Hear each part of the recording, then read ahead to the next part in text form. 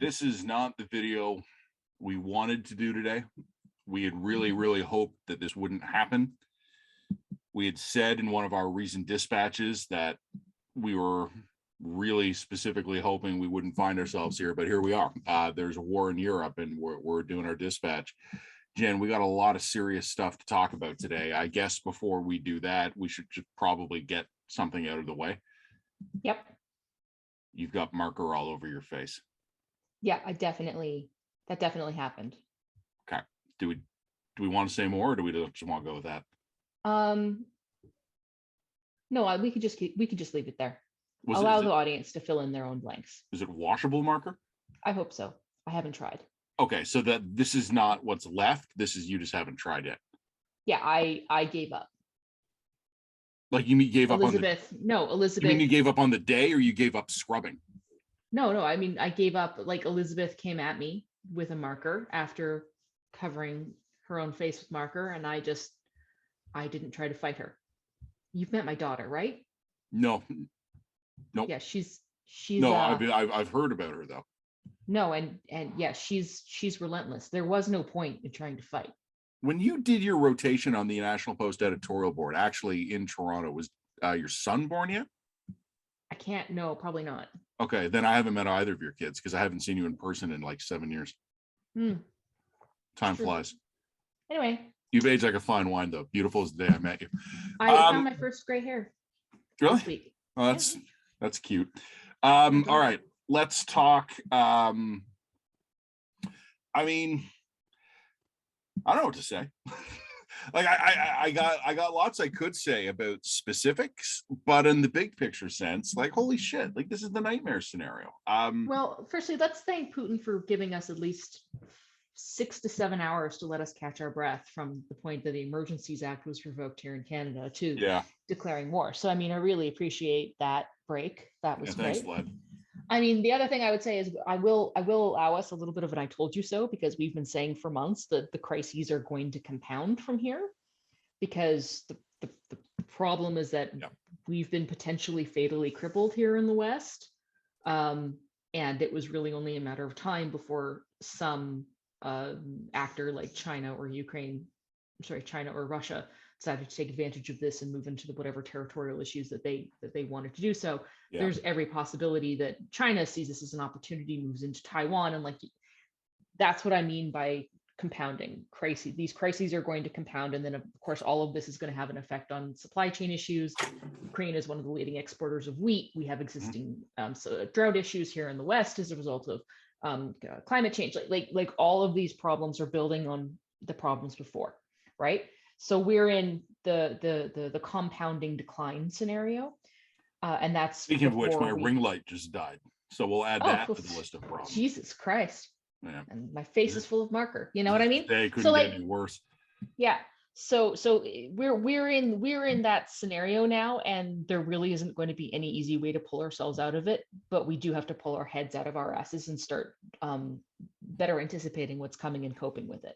You know, it's funny because if I may, Jen, I think I'm not a foreign correspondent and I'm not a full-time military affairs guy, but I am unusually well equipped to write about this stuff and talk about this stuff by the standards of, I would say, journalists in general, Canadian journalists in particular. Canadian, yes, absolutely.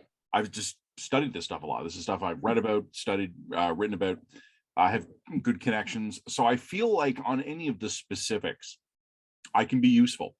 You know, on X, Y, or Z, I can either have a good take or know someone who would, or at least as an editor, spot a bad take. But on the big picture sense of all of this, the only thing I can say is fuck. So here, let's come back a few steps from the abyss we're staring into. I can still see it from here, but okay. Yeah, no, we can still see it from here, but I think we need to like divide the abyss up into manageable chunks is what I'm going to divide here. Let's start with the convoy. Justin Trudeau revokes the Emergencies Act. It looks like bank accounts have been restored. I mean, some people are framing it as a flip-flop. I actually have a suspicion that the scholars and the big heads in our prime minister's office read your column and was like, oh shit, I also think there's a good chance that the Senate wasn't going to pass it on the grounds that, as you rightly noted in your National Post column, the public order corner of the Emergencies Act that the government invoked doesn't allow for maintaining the emergency in the case of an imminent threat. Like it just doesn't permit that. The threat has to be ongoing, happening right now, and there just wasn't convincing evidence that that was happening. So my suspicion is that the Senate was either not going to pass it, or somebody looked at the real legal dialogue and realized that if they tried to continue this gambit, it was going to backfire on them much harder later. So I actually think it's a good thing that it got revoked. I don't read it as a flip-flop necessarily. I just sort of think that that was the logical conclusion and the logical end of the operation. We are going to have a very, very long and protracted inquiry and look into whether or not it was necessary to invoke in the first place. Right now, as of February 24th, 2022, I'm still inclined to say I am not convinced that calling that act was a necessary or reasonable response to the emergency at hand. And I think one of the issues I have with the people like Coyne and others who are saying, oh, all this outrage, blah, blah, blah, blah, is that it's a bit of a post hoc ergo propter hoc fallacy. Just because the crisis cleared after the invocation of the act doesn't mean that calling the act was necessary to clear the crisis. And I think that probably ought to be spelled out a little bit. The second takeaway thought I have, second or third takeaway thought I have from the Tucker convoy is that people might be assuming now that after that big brouhaha is over, that America is kind of done with this. I don't think it is. I actually think that we have permanently insinuated ourselves and our domestic politics into American, maybe not permanently, but for the time being, we've insinuated ourselves and our domestic politics into America's ongoing culture of war. And as long as Trudeau, especially, is our prime minister, he is going to be a target of the American right. And that means that money and attention is going to be coming into Canada for various issues in ways that hadn't been in the past. That's great for you and me personally. That's awesome. But it does mean, but it does mean that the issues that we are facing here in Canada are going to be sucked into the framing of the American culture war in ways that are highly polarizing and highly divisive going forward. So that I would observe. The last observation I would make, and I'm still pondering this column, is that I do think that the truckers have won a very significant narrative victory out of all. Yeah, because we mentioned that on the video last week, and then we very deliberately put a pin in it and said we would talk about it this week, but then Putin invaded Europe. So it kind of got and I'm not even sure that it's worth writing now, because I sort of feel like the trucker convoy for the time being is now yesterday's news, right? It's insane, right? I mean, this was the story until, right now, I'm just looking at the clock. We're doing this a bit later than normal. It's after 7:00 Eastern on Thursday, so it's around supper hour. 24 hours ago, this was 24 still hours. Story. Yeah. That'll teach us as editors to try and be prepared and to think ahead and try and get things lined up in advance, won't it? Yeah. Stupid us. Anyway, so those are my three observations coming out of the trucker convoy. I do think that they're worth mentioning, and either in one dispatch or one or three blurbs or one, doesn't matter. But it's worth wrapping those three things up. I will respond to each of them in 30 seconds or less. First observation, I basically agree with you. I actually don't think you said you're not convinced it was justified. I'm not convinced it was justified either. I'm not convinced it wasn't. Like, I'm maintaining an open mind. I want someone to make it. I want someone in authority at the federal level to make me an argument. No one has yet. I am convinced. Well, and we will see during the inquiry. Let's and the leaks will start. Yeah, exactly. So we'll find out eventually. I'm just not there yet. I've maintained an open mind. I am convinced, though, that by Wednesday, when they pulled it, they had to pull it. Like, I'm open-minded on invoking it. I think it had to go. I don't think there's any flexibility in that. So that's my response to point one. Point two, on the U.S. culture war stuff, yes, that's it. That's my response to point two. Point three, I still disagree with you on that one. I actually don't think there has been a winner. I know that sounded more like a wishy-washy position, but I actually think everyone has been materially harmed by this. Like, this to me is a situation where nobody has come out of this looking good, but we can fight that out in columns later, assuming we're not drifting so in the if, upper if so, atmosphere. so if you and I don't come to an agreement on that one, let's leave it out of the dispatch and address it when things calm down on otherwise. Or even just mention the dispatch that we haven't made up our minds yet. We'll come back to it eventually, assuming we don't get nuked. Yeah.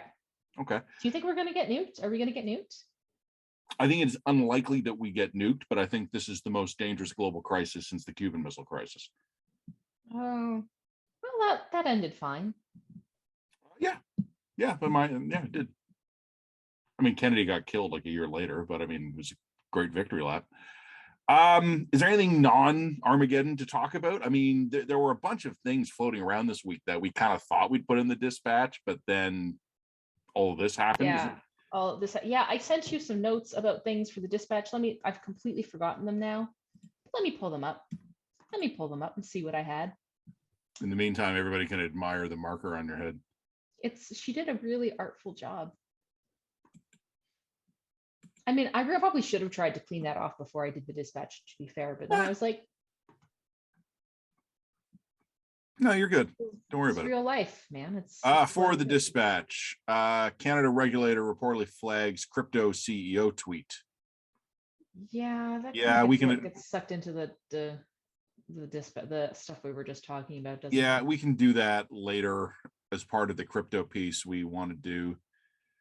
Even small donation to Freedom Convoy after, and now that's the same thing. Now it's old news. Alberta throne speech. Oh, Alberta budget. So Alberta is actually doing okay budget-wise because oil. So once again, you guys going to be smarter this time, or are you going to go and spend it all? No, we're going to spend it all. Yeah.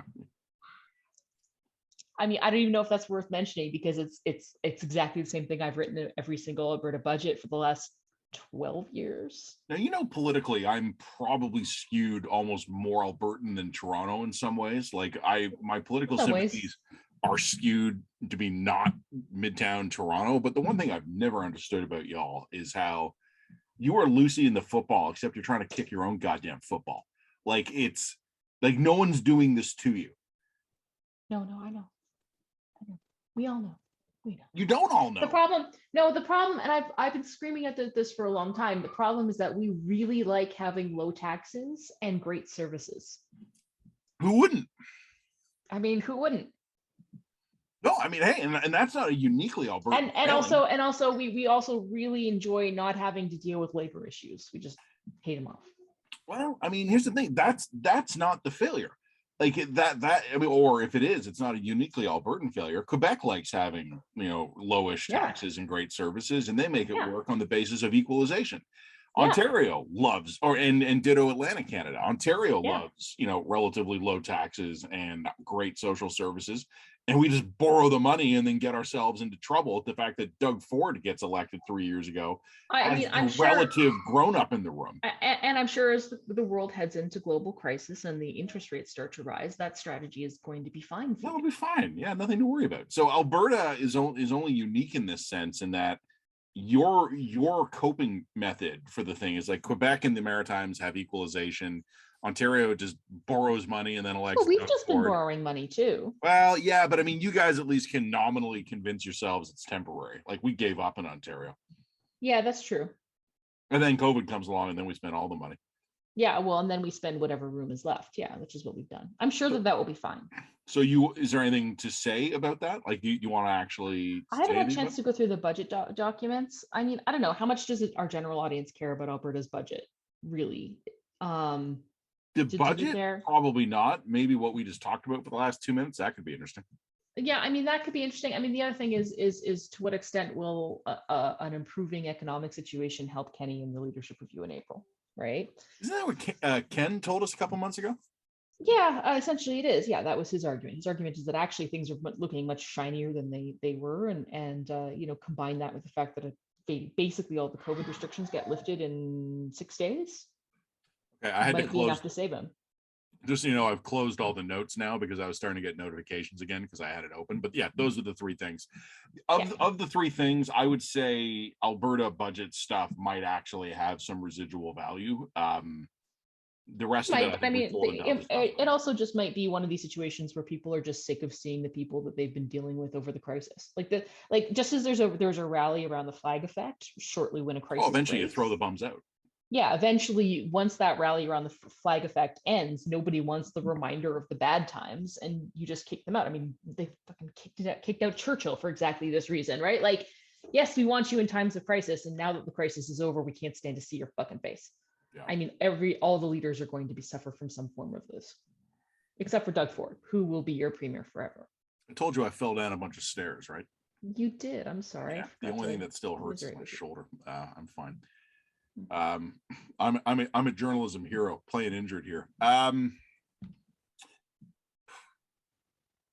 trying to think. So that leaves us.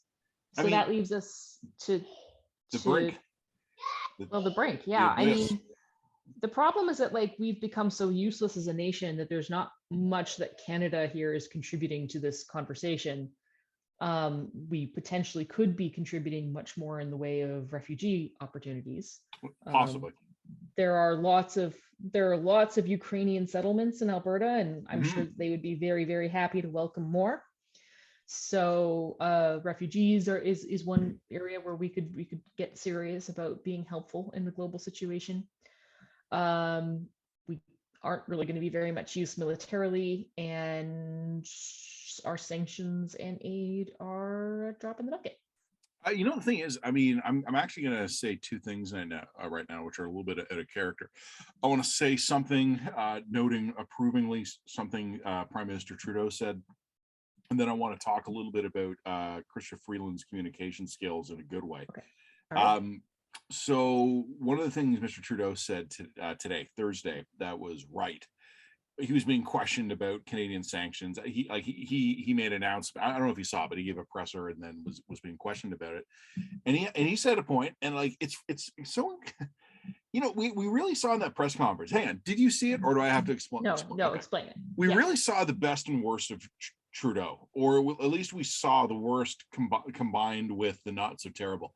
Because he was asked like straight up, are we going to be in a war with Russia?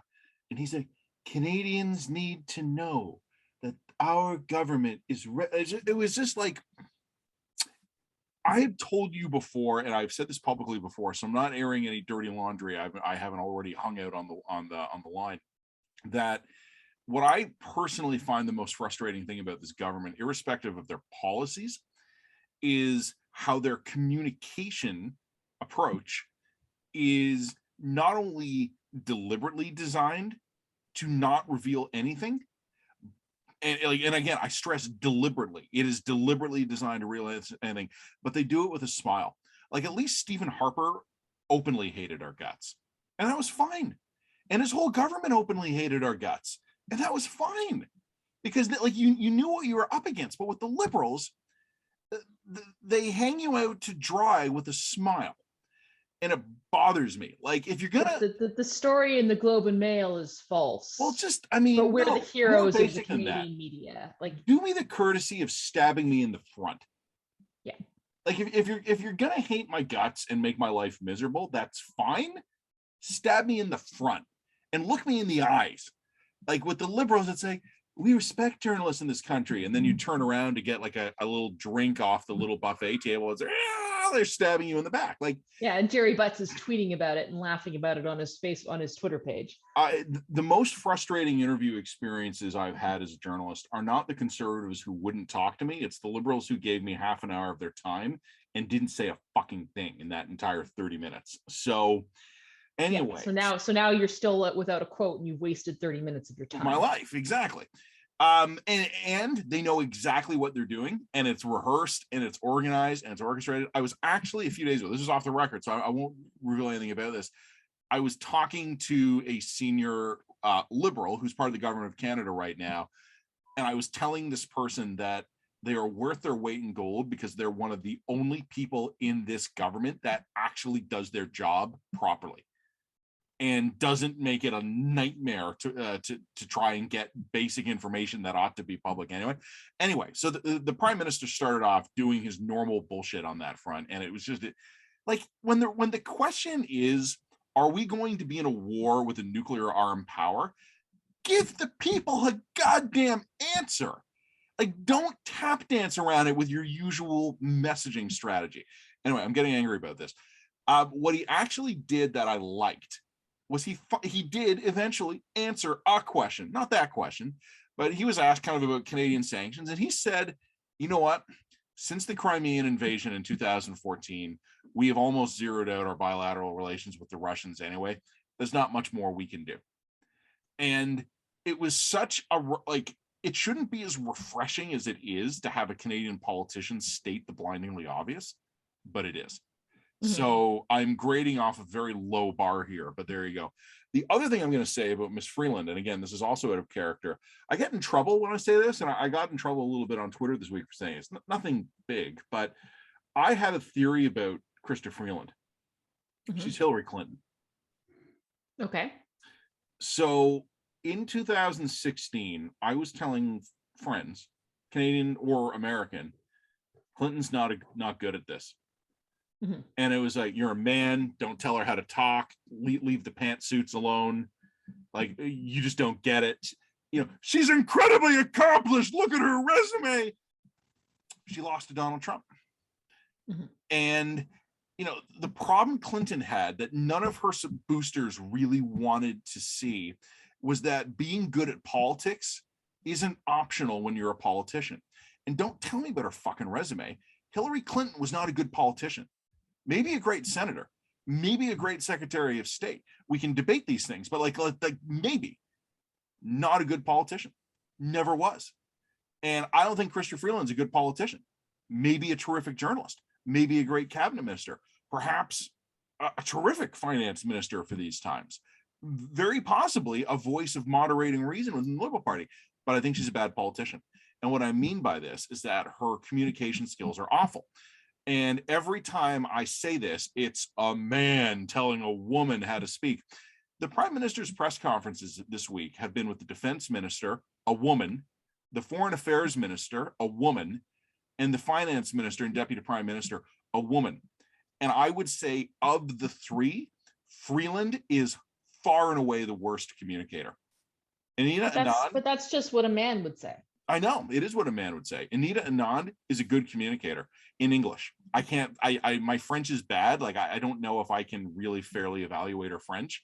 It's like, I can follow along barely. Like, I speak worse than normal baseline Canadian French. I can't really follow along.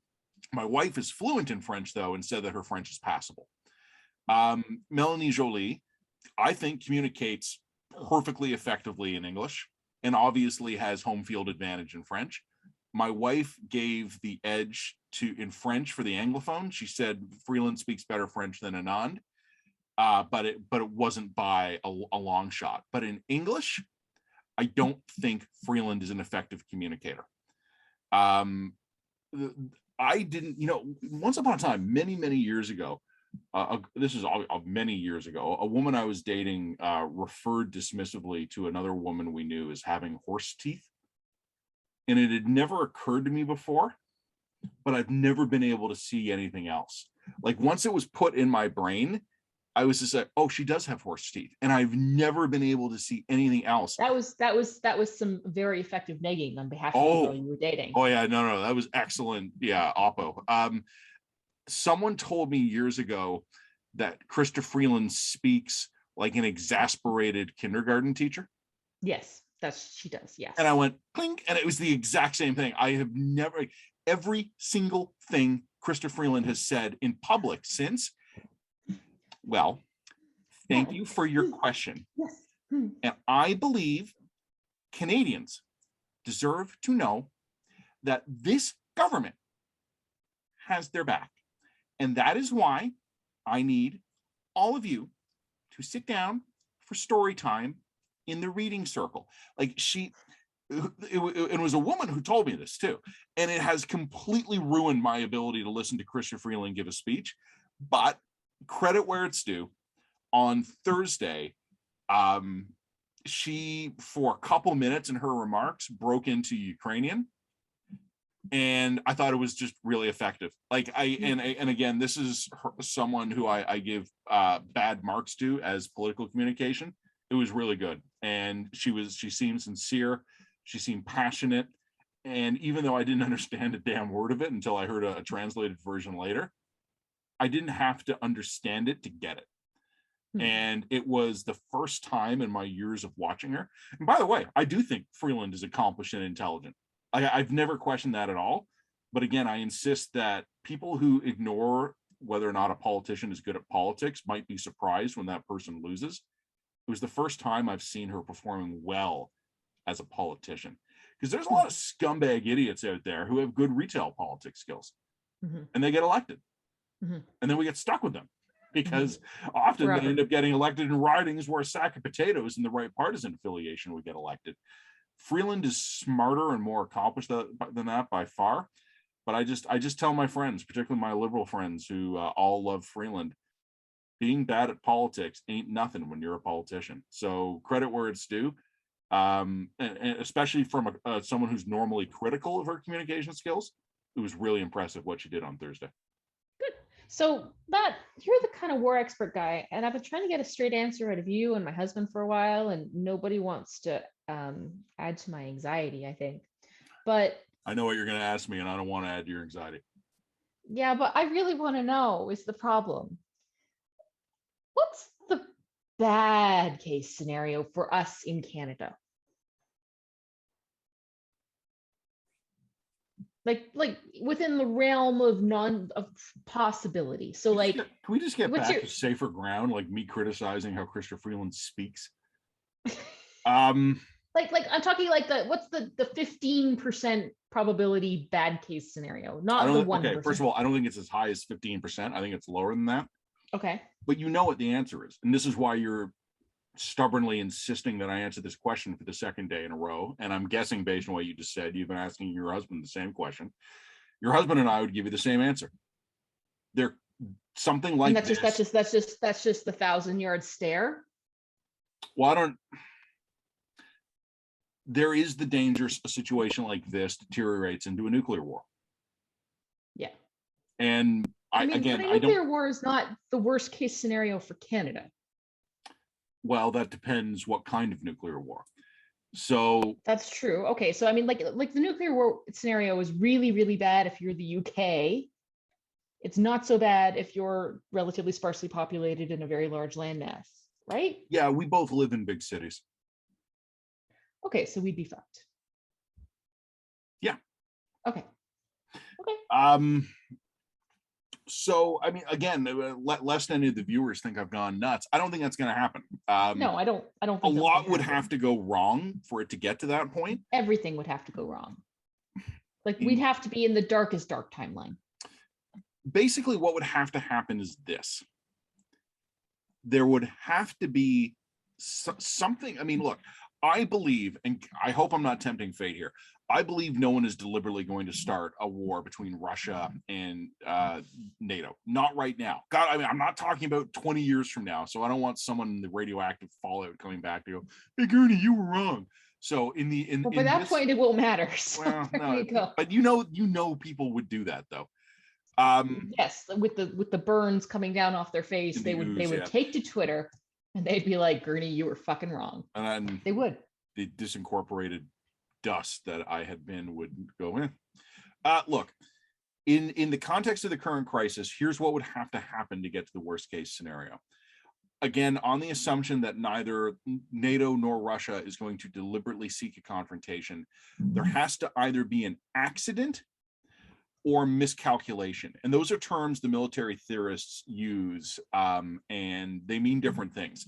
An accident could be something like a Russian artillery unit, their GPS malfunctions, and they align their fire 3 degrees off what they want to be doing. And since so much of Western Ukraine is right along the NATO frontiers, that Russian artillery overshoots a target in Ukraine and like blows up some Romanian kindergarten. So that would be an accident. A miscalculation is different. A miscalculation in this context would mean that similar scenario. We've got NATO forces on our side of the line, and we've got Russian forces on their side. on Ukraine's side of the line, but I guess the Russian forces are there. Both are aware of each other, and for some either human or technical reason, one side becomes convinced it is under attack by the other, and it is not, and it fires on the other in what they perceive to be self-defense. Meanwhile, that group believes that they are defending themselves when they return fire. Both groups report to their headquarters that we responded when attacked, and we could rapidly get into an escalation scenario there. So that is how something like that would start. Here are the other things that would have to go wrong.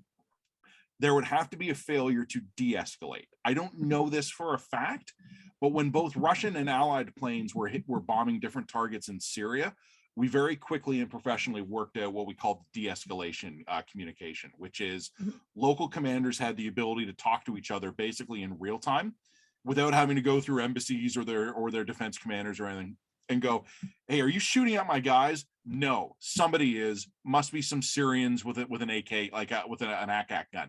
We were very good at deliberately de-escalating. For this to get out of control, that would have to fail.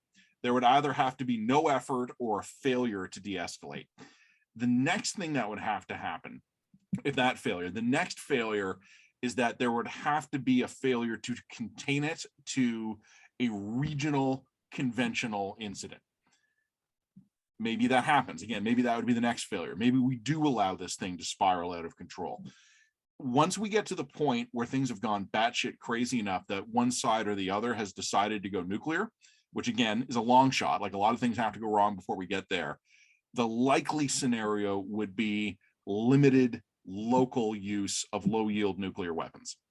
And again, this is very unlikely even as it is, but if we find ourselves in that situation, maybe somebody pops a small bomb off on somebody's airbase or drops it on a naval facility or something, that would not necessarily compel the next failure, which would be nuclear escalation into a more general exchange of warheads on, again, I would guess at first, military targets.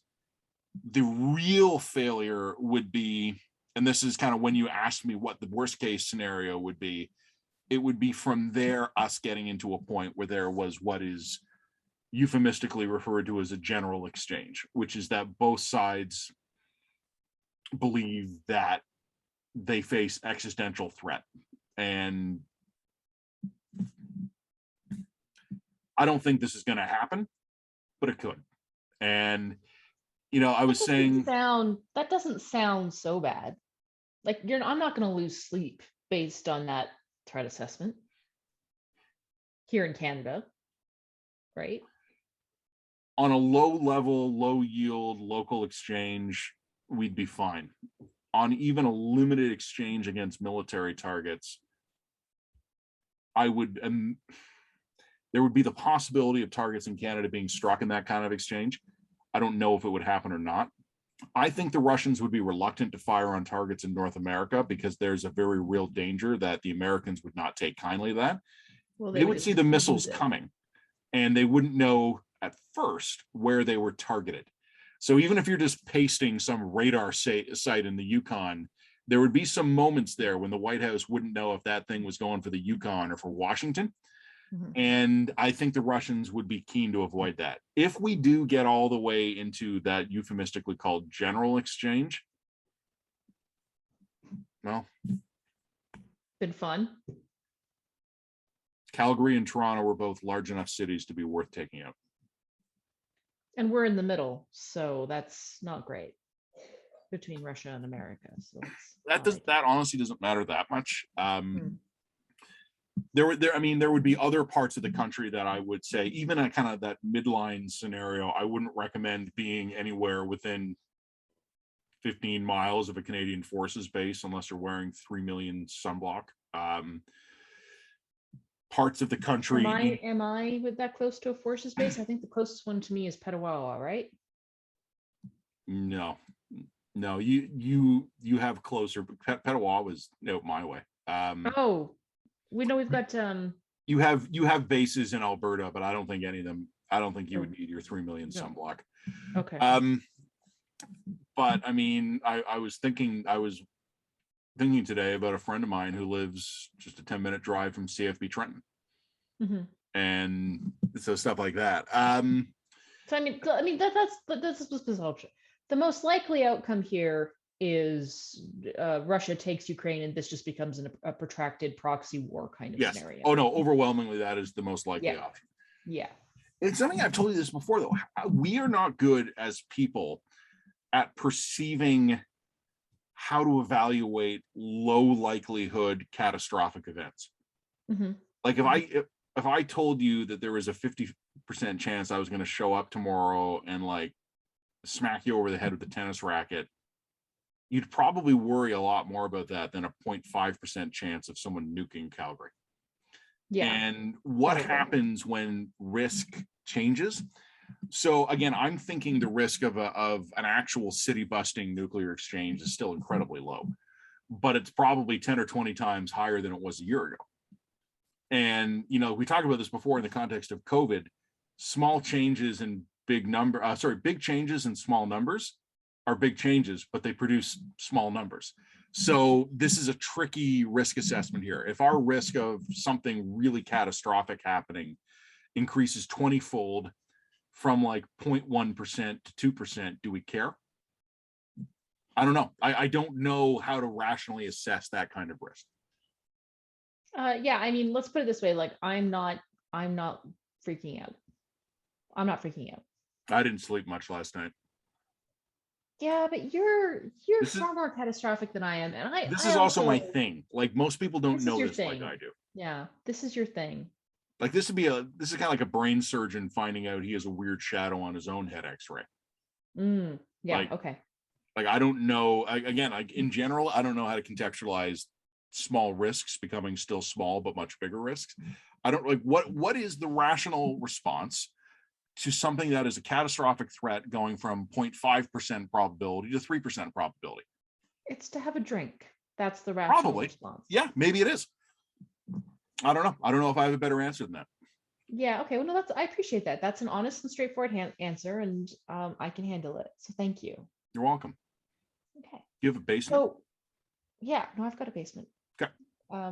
Water storage, and I mean, the house that I'm in now used to be owned by Mormons, and Mormons have rules about keeping a year's worth of food and water on hand. So does your basement have windows up high on the wall, or is it entirely below ground? It does have windows because all of the rooms have to have windows by code, but they're up high. Mm-hmm.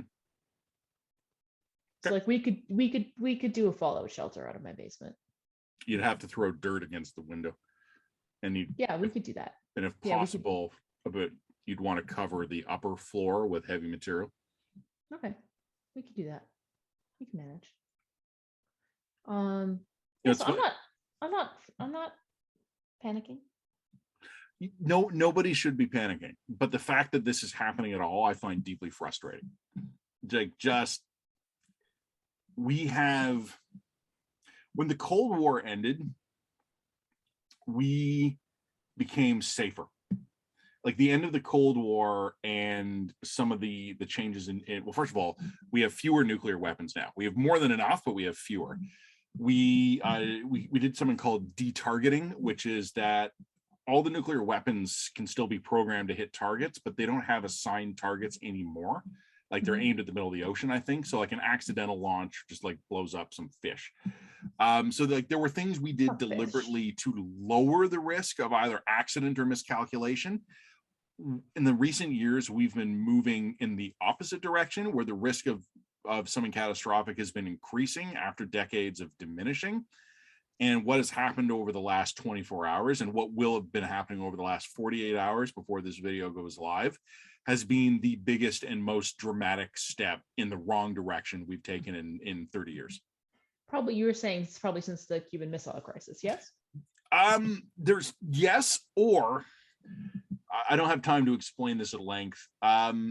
There were two other Cold War incidents that were shockingly close. One of them was a perfect example of miscalculation. Soviet computers accidentally interpreted a benign rocket launch as an incoming missile strike. And this is in the 80s. And the computer, we're always at the mercy of algorithms, right? Like the guys in the control rooms sometimes get to look at raw data, but often they're looking at algorithms that have interpreted incoming radar telemetry or optical imagery. And the Soviet computers were telling the Soviet guy that there was a missile coming right in at Moscow. And he, against protocol, canceled the alert and told his superiors it was a false alarm. And he said afterwards, it just didn't make sense to him that the Americans would attack without any warning with only one missile. And his own personal judgment overrode his training, and he lied to his superiors to prevent accidental escalation. And then he just stood there in the control room and he watched and he waited to see if Moscow went up in smoke like 8 minutes later. That man basically probably saved the world. So that was a scary moment. Something called Able Archer 83. It's not well known. Your husband's probably heard of it. In 1983, the Soviets became wrongly convinced that NATO was planning a surprise attack. We weren't, but the Soviets were genuinely convinced that we were. And we had a large military exercise planned at the time that the Soviets interpreted as cover for an upcoming sneak attack. And they actually armed nuclear weapons and put them into the field to be ready to hit us in a retaliatory strike. So, and we never knew it. We only found out about that after the Cold War ended. So there have been moments of very high tension that people haven't even known about in the West. But yeah, no, I would say this is like the Cuban Missile Crisis. Different in a lot of ways. It's not exactly the same as the Cuban Missile Crisis. I know a lot about the Cuban Missile Crisis. I wrote my thesis about it. It's like it. Well, yeah. I just would point out that all of those incidents turned out fine. When does that mean that we should count on that, or that our luck is due to change? It just means that you should have a drink. I got a column to write tonight. I'm drinking. You do. So like here, all right. I won't take you. I know you got a column. So let's divide up this dispatch. Do you want me to take the sort of the trucker wrap up? Okay. Well, firstly, I think that we should start the dispatch by noting this is what we meant when we were talking about compounding problems. Yeah. Yep. No, absolutely. Compounding crises. Okay, and then do you want me to do the trucker roundup? Just like the freedom roundup. It's good that we've revoked the EA. Yeah. Now we wait for the inquiry to make any further judgments about how justified any of this was. However, our summary on all this is that Canada has made itself a battleground in the American culture war, and that's going to make things incredibly weird going forward. The only qualm I would raise for that, and it's more semantic more than anything, have we made ourselves that, or has it happened to us? It's both. I think both. The answer is both. Yeah. I think there really couldn't be a more perfect target for the right wing flank of the culture war than Justin Trudeau. They're really he's almost picture. And he knows it. And he knows it. And he leans into it. Yeah. And he leans into it. So then we want to talk about, hey, good job, Freeland. Yeah, I can write that if you want. Yeah, I think that'd be good. And is there? Can we just almost do a slight roundup? It's like, look, we think the most probable. Everybody's anxious and looking to see what happens next. We think the most probable outcome is something like a proxy war. But this is there's a non-zero chance of probability of just massive escalation. You went right to the bad scenario, and lest our viewers think I actually think this is going to happen, everything I just described, I'm talking to someone. I would say there's a 90% chance this doesn't escalate beyond Ukraine. If it does escalate beyond Ukraine, there's a 50% chance it's contained very quickly. If it's not contained very quickly, I think there's only a 50% chance things go nuclear, and then there's two more rungs of escalation before I'm getting deep fried. So yeah, and I think even just a clear explanation of what the escalation ladder looks like. Well, let me tell you what I actually think the likely scenario is. Yeah, I think Russia is likely to conquer Ukraine. Yeah. The thing that I am not clear on, and by the way, I think that's like a high order probability. Yeah. The thing I'm not clear on is if they take all of it. The one thing we don't know, and my column actually goes into this at some length, the one that we'll publish on a Friday, we don't know how much endurance the Russian military has. We know it, like I've been describing them this week as like all strength, no cardio. They have a conscript army of unknown reliability and unknown morale, generally low levels of training. Their equipment is a mixture of some very good, very modern stuff and huge reserve inventories of old Cold War stuff. And we don't know what kind of condition it's in. There is a possibility that 2 weeks from now, Russia has conquered Ukraine. They might leave a western strip of the country intact so that we don't actually kind of get into those scenarios I was telling you about, where we have Russian tanks driving right up to the Romanian border and parking. They might decide, we're going to stay 30 miles away from the border or something. Or they might not. Or they might not actually try to conquer the entire country. They might try to grab some of the major cities, including obviously Kyiv, the capital, and then force some kind of surrender on the rest. How that shakes out will determine whether there is an insurgency and what kind of insurgency it is. So long as there is a meaningful insurgency of any kind, fuck, we can supply that forever. Well, and this is that actually would be the best case scenario for the West writ large. We just continue to supply the insurgency with weapons and arms and money and let them go at it until they're as long as the Ukrainians will continue to fight, then they're welcome to do so, because it just bleeds firstly, it gives us an enormous amount of knowledge about how strong the Russian military is. So we're gaining intelligence. We managed to bleed that military and support for Putin. So and it keeps them out of other NATO nations. So shit, if they want to go at it for 20 years, great. Yeah, the problem, of course, is the Ukrainians. Yeah, like the Ukrainians. There's a point at which the Ukrainians will stop fighting, or they won't, and they deserve better than to be totally destroyed by ceaseless insurgency. And I know that sounds more wishy-washy than normal for me, more touchy-feely, but everything you've just described there, and by the way, I agree with your analysis entirely. Like my left brain rational sense agrees with that entirely. What we're describing would be an absolutely, in humanitarian terms, that'd just be a complete fucking catastrophe. Intense guerrilla urban fighting.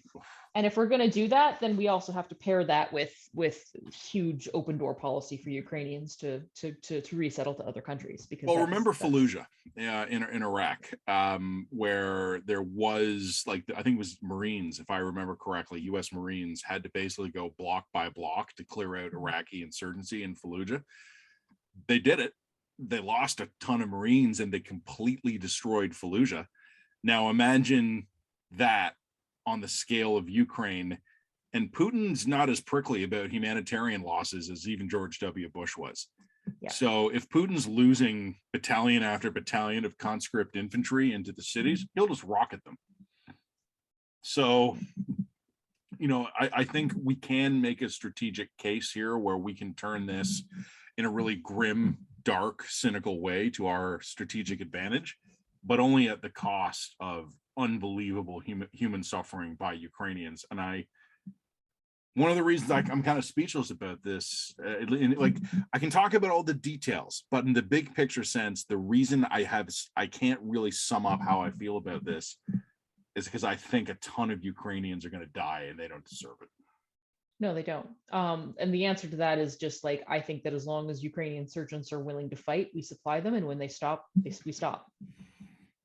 Ultimately, it isn't up to us to decide what the Ukrainians are willing to sacrifice. Well, we could have 2 Ukrainian governments by the end of next month. Sure. Anyway, the point I was saying, for the purposes of the dispatch, it was actually very helpful. I'll put something together where I walk through all of the scenarios. Yeah, just, and it doesn't need to be big or long or extensive. It's just look, this is the most likely outcome, but here's what the escalation ladder actually looks like. So all of the people who are freaking out on Twitter about imminent nuclear war, we have to hit these points first, and there is a process, and that is not the likely scenario, because actually just laying it out like that for me was actually very comforting. I will keep it my usual crisp and concise, many thousands of words. Yes, with no hedging or clauses that are unnecessary or anything like that. I'd never do a thing like that. You'd never do a thing like that. Anything else? No, I think that's it. So I'll take the first top and the Tupper roundup. And if I you think could just do a note about Freeland and just a little bit of a strategic overview of the situation in Ukraine. So what are your things again? You'll do The top where I'm Emergencies just like, Act, truckers.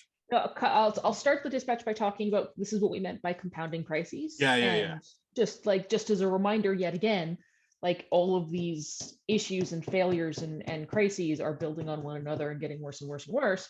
And that's not going to stop. So let's embrace the world, embrace reality, pull our heads out of our asses, which is basically what the line's been talking about for the last year. And then I'll do trucker roundup. Just on the 3 points that I was making before.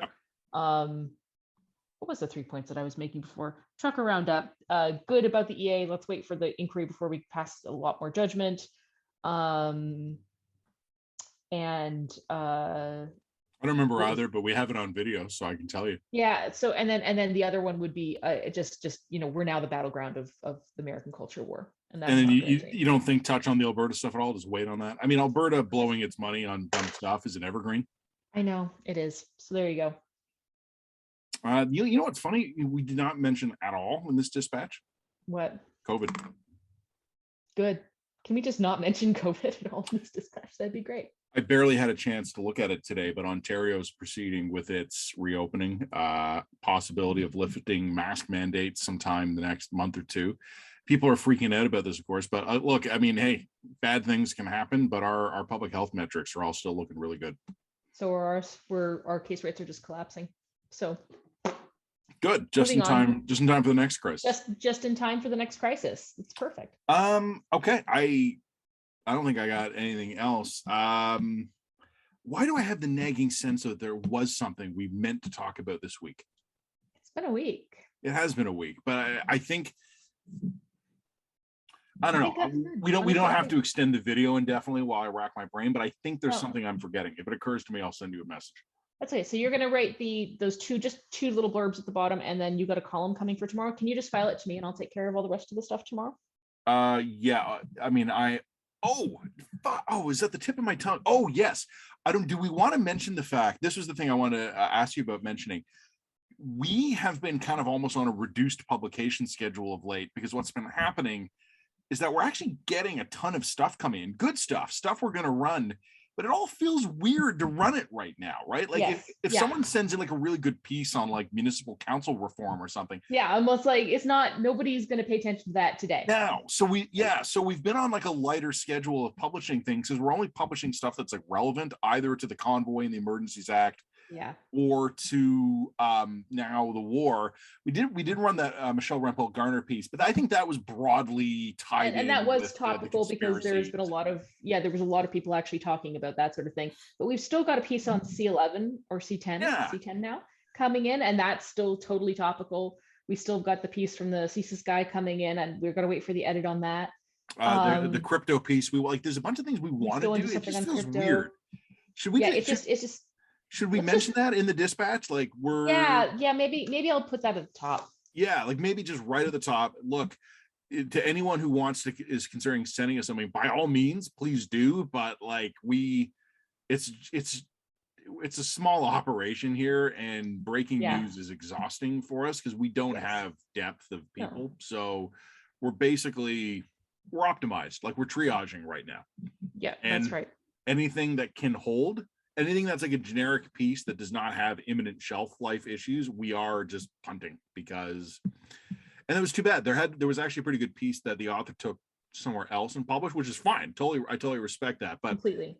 But it wasn't that we didn't want to publish it. It was just like it didn't make sense for us to do in the midst of everything else.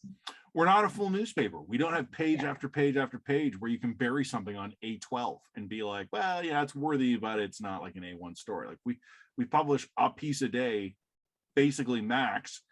If Russia's invading Ukraine and we're popping up a piece on like, hey, here's fisheries reform, like it's going to be weird. Yeah, completely agree. So I'm not worried about that, to be honest with you. I haven't seen any complaints. No, I just think maybe mention it and just tell people. Let's mention it. Okay, cool. So anyway, you're going to file your column to me? It's mostly written. Yeah, I probably need another hour with it.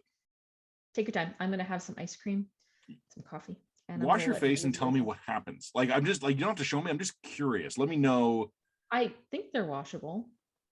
Do you have anything going on tomorrow? Yes, I do, but mostly I've got tomorrow devoted to writing the dispatch, and then I have a meeting with a lawyer. This might not come off. I have a meeting with a lawyer for the truckers, and we're going to sit down and chat. So, Well, having already criticized how a woman speaks tonight, I'm going to risk more accusations of sexism.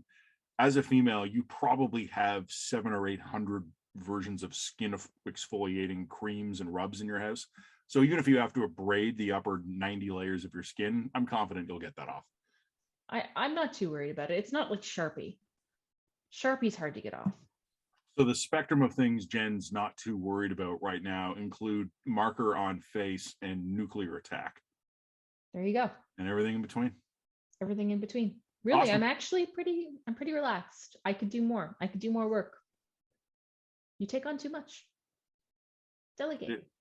It's kind of been my era though. It really has. Like, you've just been nailing it last couple of weeks, man. Like I said, there's part of me I'm a little.